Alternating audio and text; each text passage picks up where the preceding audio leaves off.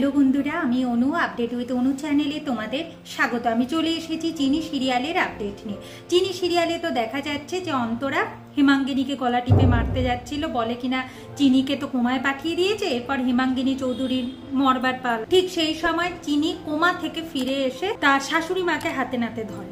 এরপর সবাইকে সত্যিটা বলে যে তার সাথে সেদিন কি হয়েছিল, কি জন্য সে হসপিটালে এসেছিল, আর তাকে যে তার শাশুড়ি মা মানে অন্তরায় আঘাত করেছে সেটাও বলে।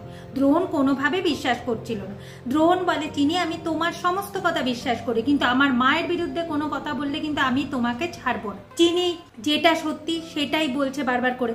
এখন অন্তরা রেগে গিয়ে চিনিকে থাপ্পড় মারছে, চিনিকে বলছে যে না আমি এটা কেন করব, আমি এইসব কিছু করিনি, দ্রোণ তুই আমাকে বিশ্বাস কর, এইসব বলছে।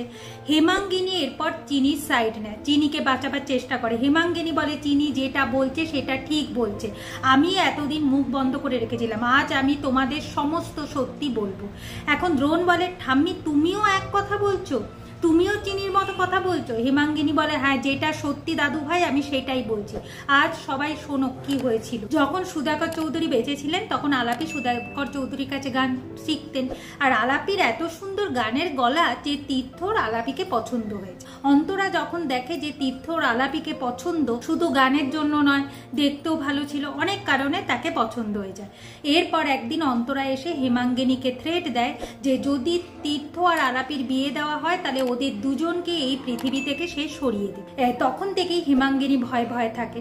এরপর সে আবার বলে যে দুজনের মধ্যে যে কোনো একজনকে আপনি বাঁচাতে পারবেন, হয় তাহলে আপনি তীর্থকে বাঁচান, না হলে আলাপিকে বাঁচান। দিয়ে বলে যে আলাপিকে সময় করে বাইরে বার করে দেবেন, তারপর আমি আলাপিকে বুঝে নেব। এরপর ঠিক সেইভাবে আলাপি যেদিন বিয়ে করতে যায় সেদিন অন্তরাই আলাপির এরকম সর্বনাশটা করেছে, আর তাতেও সে থেমে থাকেনি।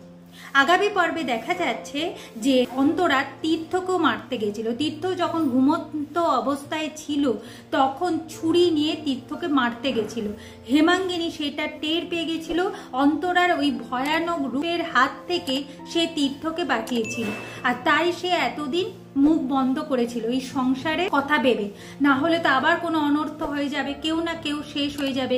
আর এখন হচ্ছে চিনি টার্গেট, চিনিকে শেষ করবার জন্য অন্তরা উঠে পড়ে লেগেছে। এইভাবেই আজকের পর্বটা শেষ হয়ে যাচ্ছে। আশা করি আজকের পর্বটা তোমাদের ভালো লাগবে।